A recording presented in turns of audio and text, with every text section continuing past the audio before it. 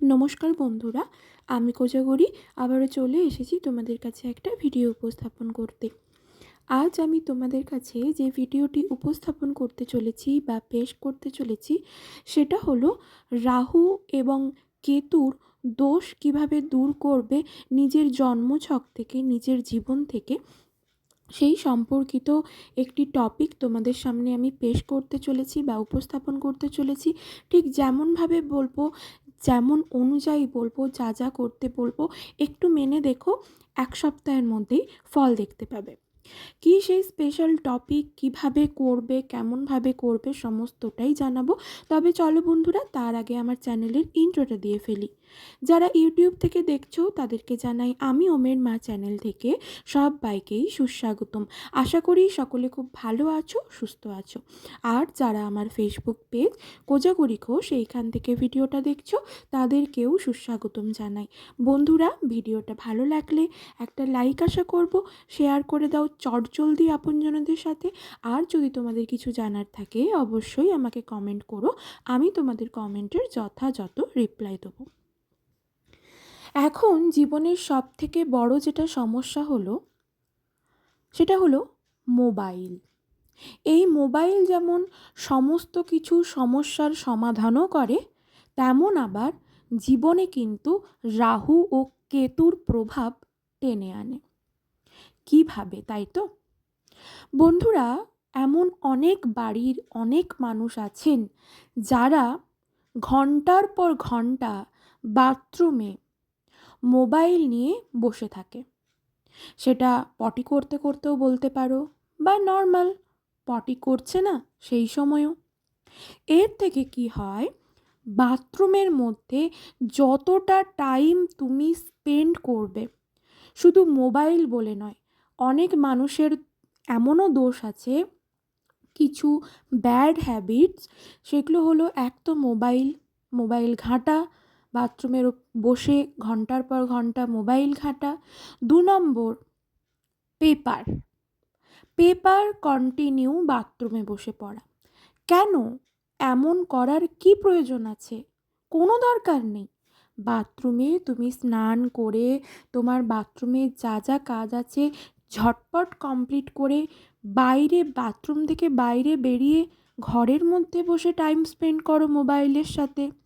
আমি মানছি হয়তো সেই সময় কোনো মিটিং চলছে, যার জন্য মোবাইলটা খুব পরিমাণে দরকার হয়, এবং সেই সময় জোর বাথরুম পেলে কি করবে? দরকার নেই, মিটিং থেকে বেরিয়ে যাও। তুমি যদি বাথরুম চেপে রাখতে পারো, তোমার যদি কোনো শারীরিক সমস্যা না হয়, সেক্ষেত্রে তুমি চেপে রেখে মিটিং অ্যাটেন্ড করো বা তোমার কাজ কমপ্লিট করো।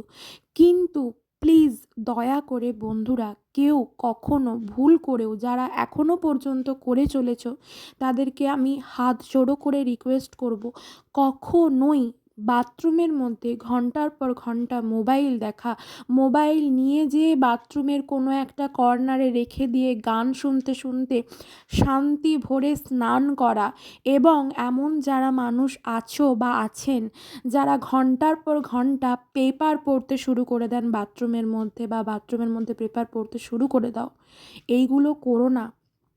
বাথরুমে যতটা কম টাইম স্পেন্ড করা যায় এইটুকুই লক্ষ্য করবে।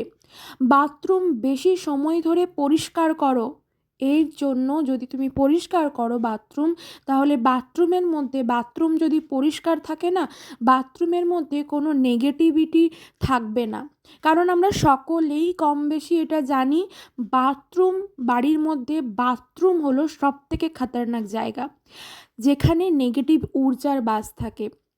বাথরুমে বেশিরভাগ সময় কাটানো মানে তুমি রাহু এবং কেতুকে, যেখানে রাহু সেখানেই কেতু, রাহুকে এবং কেতুকে বেশি করে অ্যাট্রাক্ট করছো তোমার জীবনে। তাই তোমাদের সবার কাছে রিকোয়েস্ট করব, যারা এই ধরনের ভুল কাজ করে চলেছো, এখনো পর্যন্ত কনস্ট্যান্ট করেই চলেছো জানা সত্ত্বেও, তারা কিন্তু করো না। জীবন তছনছ করে দেবে রাহু এবং কেতু।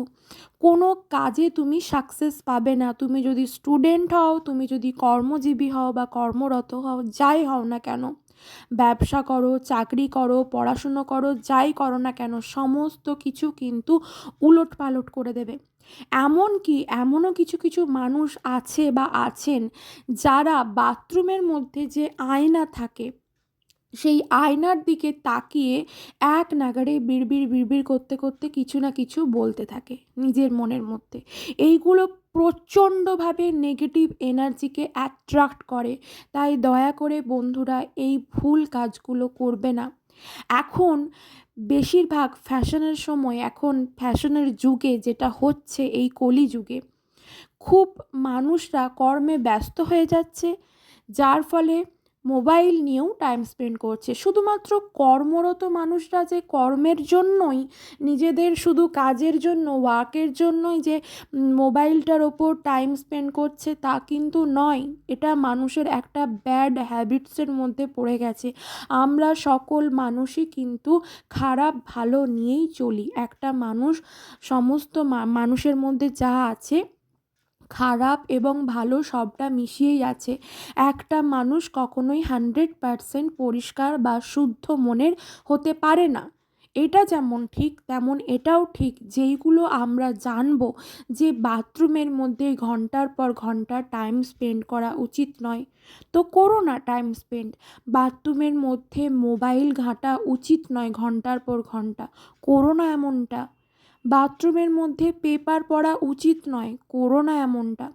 হ্যাঁ, আমি মানলাম তুমি বাড়িতে একা আছো, তোমার কোনো এমার্জেন্সি কল আসতে পারে, সেক্ষেত্রে তুমি বাথরুমের বাইরে একটা টুল বা চেয়ার বা কোনো কিছুর ওপর তোমার মোবাইল রেখে তুমি বাথরুমে যাও। কানটা একটু খাড়া রাখো, বাই চান্স যদি তোমার অফিস বা ব্যবসার ক্ষেত্রে কোনো কর্মরত কোনো ফোন আসে, কাজের ব্যাপারে কোনো যদি ফোন আসে, সেক্ষেত্রে তুমি বাথরুম থেকে একটু বেরিয়ে চট করে কথা বলে তুমি ঢুকে যাও। এটা তুমি করতে পারো। বা বাড়ির কোনো সদস্যকে বলো যে একটু খেয়াল রাখতে, তোমার কাজের ব্যাপারে কোনো ফোন আসতে পারে, সেক্ষেত্রে বাড়ির মানুষ খেয়াল রাখুক। কিন্তু ভুল করেও বন্ধুরা বাথরুমের মধ্যে টাইম স্পেন্ড করো না মোবাইলের সাথে এবং খবরের কাগজের সাথে। আর যেটা সব থেকে খারাপ সেটা হলো আয়নার দিকে তাকিয়ে মুখের মধ্যে গালের মধ্যে হাত বোলাতে বোলাতে কোনো কিছু ভাবা, কোনো কিছু বিড়বিড় করে বকা, এইগুলো কিন্তু প্রচণ্ড পরিমাণে নেগেটিভ অর্জাকে কিন্তু নিজের প্রতি অ্যাট্রাক্ট করছো। যেখানে নেগেটিভ অর্জা থাকবে সেখানে কোনো মতেই পজিটিভ এনার্জি কিন্তু ঢুকতে পারবে না। তাই এইগুলো যত চটজলদি নিজের জীবন থেকে সরাতে পারবে ততটাই তুমি রিলিফ পাবে এবং কর্মে সফল হবে। এর জন্য যে স্পেশাল একটা কাজ করতে হবে সেগুলো তো বললামই, যে মোবাইল বাথরুমের মধ্যে দেখা ছেড়ে দাও, বাথরুমের মধ্যে বেশি টাইম স্পেন্ড করা ছেড়ে দাও, কাঁচের দিকে অর্থাৎ আয়নার দিকে তাকিয়ে কথা বলা বন্ধ করে দাও, পেপার পড়া বাথরুমের মধ্যে বন্ধ করে দাও। কি করবে, বাথরুমে হয় শনিবার নয় মঙ্গলবার দিন একটা কাঁচের ছোট বাটি নাও, যেগুলো চাটনির বাটি হয়, সেই বাটি পরিপূর্ণ করে সন্ধক লবণ রাখো, তার ওপর 5খানা গোটা অক্ষত ফুলযুক্ত লবঙ্গ গেঁথে দাও এবং সেটা বাথরুমের একটা কর্নারে রেখে দাও যাতে সেটা কারোর চোখে না পড়ে। ঠিক আছে? সন্ধক লবণ রাখতে বললাম। লবণটা যে কোনো সময় মেল্ট হয়ে যেতে পারে, অসুবিধা নেই। 15 দিন অন্তর অন্তর এই ক্রিয়াটা করো এবং যখন সেটা ফেলবে বাথরুমের মধ্যেই ফ্ল্যাশ করে দাও, ধুয়ে নিয়ে আবার পরিষ্কারভাবে রেখে দাও। বাথরুম পরিষ্কার করার পিছনে টাইম লাগাও, কিন্তু বাথরুমে বেশি সময় নিজে কাটিও না, এতে কিন্তু হিতে বিপরীত হয়, কর্মে বিফল হবে। বন্ধুরা, ভিডিওটা ভালো লাগলে একটা লাইক করে দাও, শেয়ার করো আপনজনদের সাথে।